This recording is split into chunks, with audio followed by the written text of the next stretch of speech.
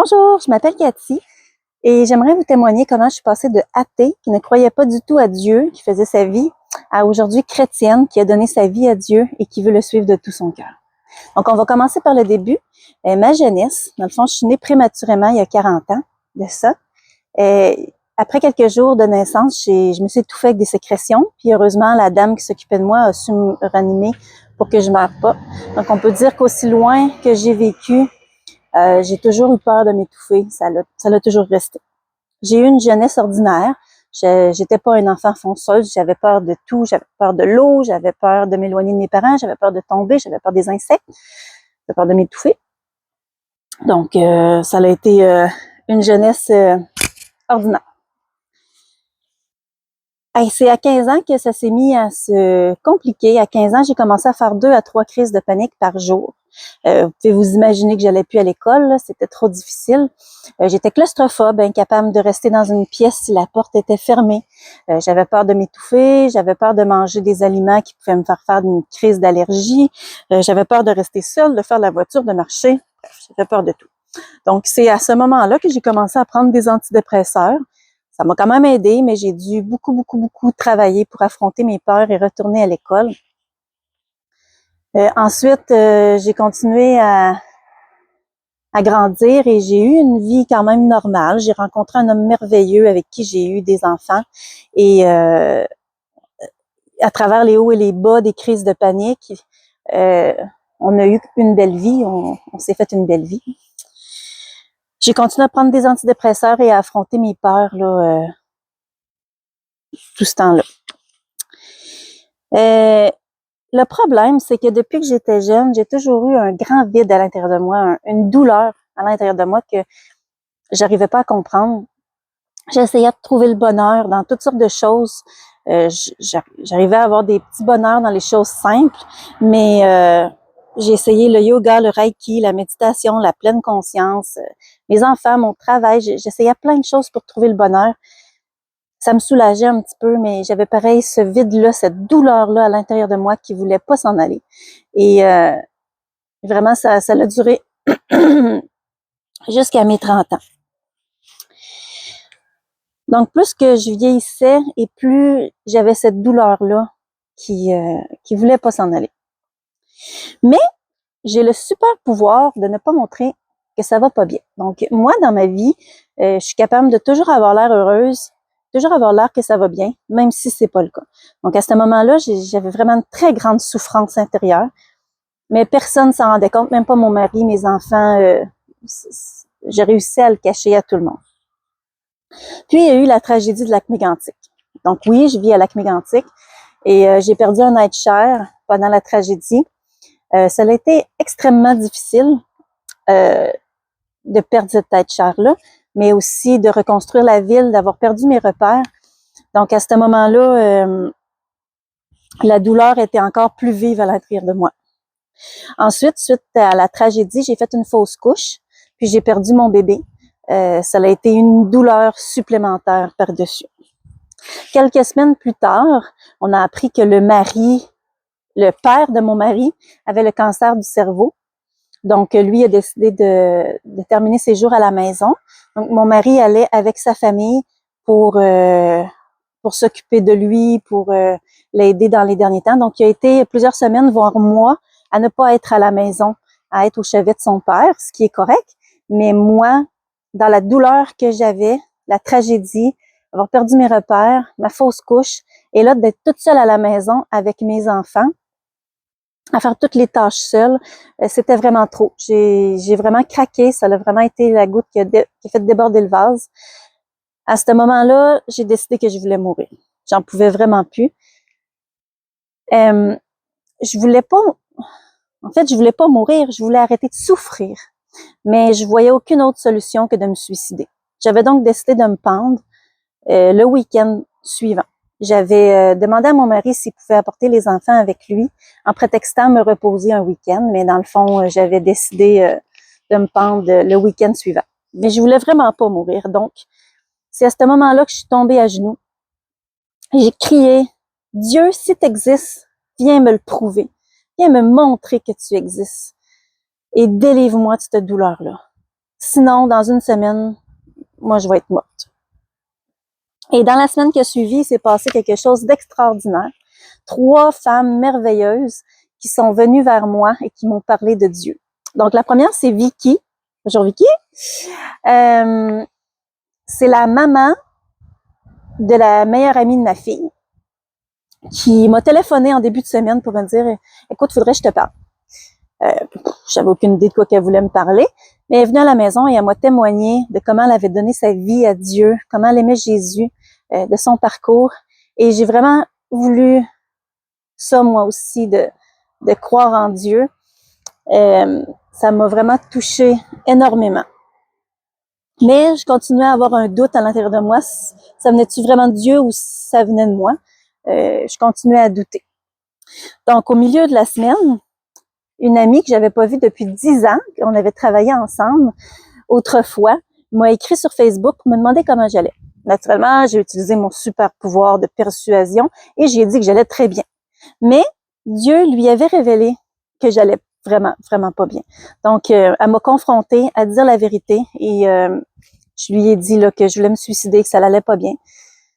Et elle m'a témoigné aussi comment elle avait donné sa vie à Dieu, comment elle aimait Jésus. Et vraiment, j'ai été profondément touchée. Ça a été la deuxième qui m'a parlé de Dieu. Et finalement, un peu plus tard dans la semaine, à cette époque-là, j'avais une garderie. Et il y a une maman de la garderie qui m'a invitée à son église. Je savais qu'elle croyait en Dieu parce qu'elle me disait parfois qu'elle priait pour moi ou elle me donnait une carte avec un verset. Mais là, elle m'a invitée à son église. Donc moi, j'avais aucune idée c'était quoi une église chrétienne. Je connaissais juste les églises catholiques. Donc j'ai eu envie de pas y aller, mais je me suis dit, j'ai crié à Dieu, je lui ai demandé de se révéler à moi. Et il a envoyé 3 femmes extraordinaires me parler de lui. Donc, j'ai décidé le dimanche que j'allais à cette église-là. Je suis donc allée dimanche à l'église Fontaine d'eau vive. Et il s'est passé quelque chose d'extraordinaire. J'ai vu des gens lever les mains dans les airs, louer Dieu, être heureux.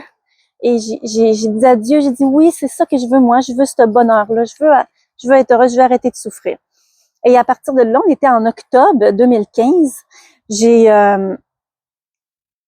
prié pour que Dieu m'enlève la douleur que j'avais à l'intérieur de moi. Je croyais maintenant en lui et je voulais qu'il m'enlève cette douleur-là.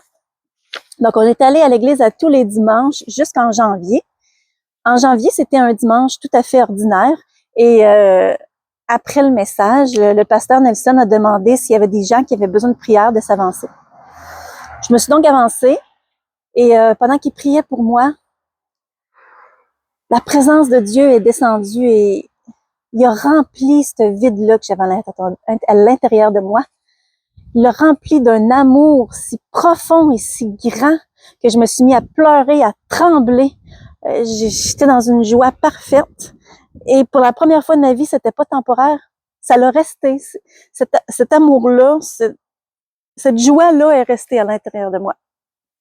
Donc, je suis retournée m'asseoir, je ne sais pas comment. Mes jambes tremblaient.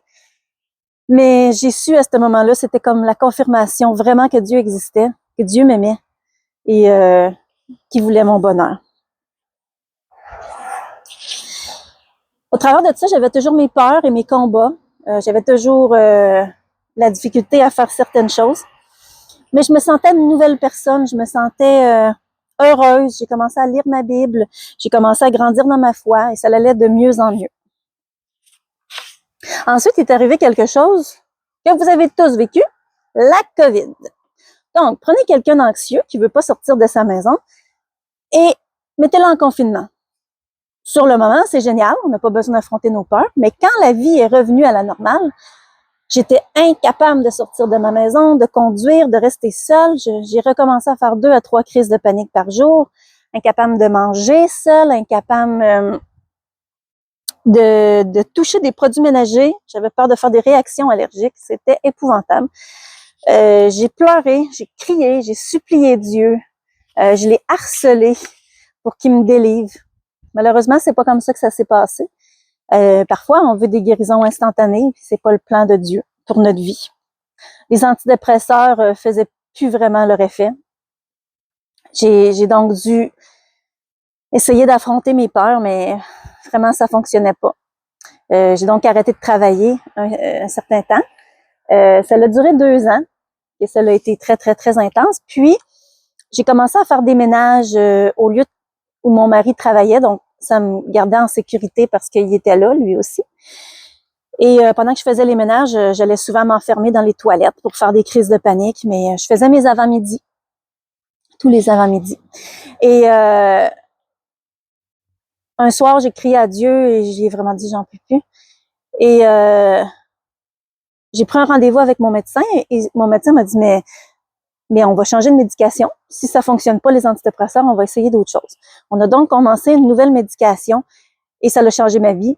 J'ai recommencé à avoir une vie normale, à pouvoir sortir, conduire ma voiture, aller seule au magasin, manger, rester seule. Donc vraiment, Dieu avait posé sa main sur mon médecin pour qu'on trouve la bonne médication et que je puisse avoir une vie normale.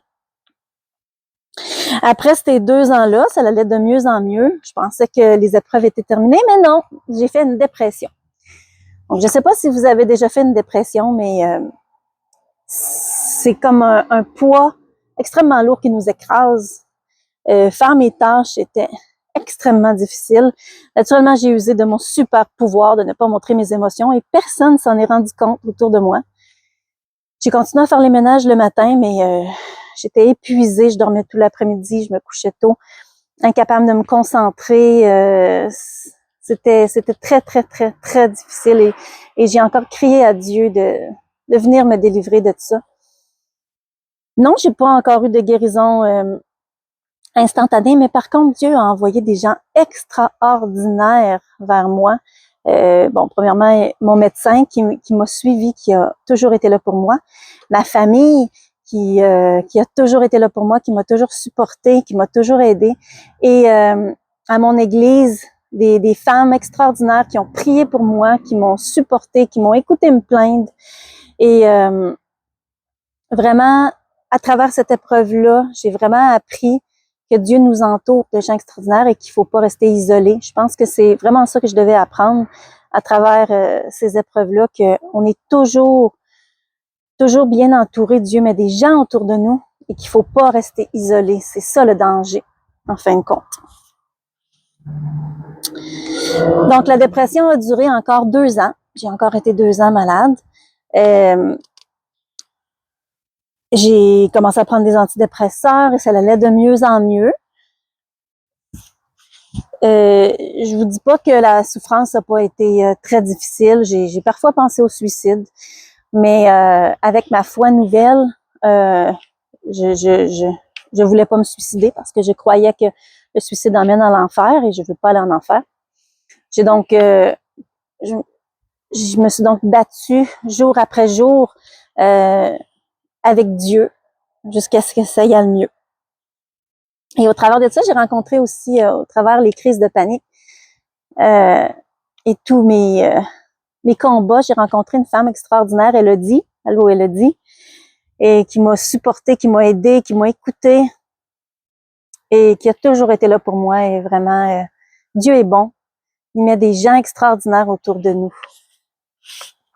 Dans le livre Jésus, et si on prenait ses paroles au sérieux, ça dit: pour connaître Dieu comme notre consolateur, nous devons passer par la tristesse. Pour le connaître comme celui qui pourvoit nos besoins, nous devons avoir des besoins. Pour le connaître comme celui qui guérit, nous avons besoin de blessures à guérir. Pour le connaître comme celui qui restaure, nous devons avoir été dépouillés de quelque chose. Pour le connaître comme notre sauveur, nous devons avoir besoin de secours. Et pour le connaître comme celui qui rend la vie, nous devons passer par d'extrêmes souffrances.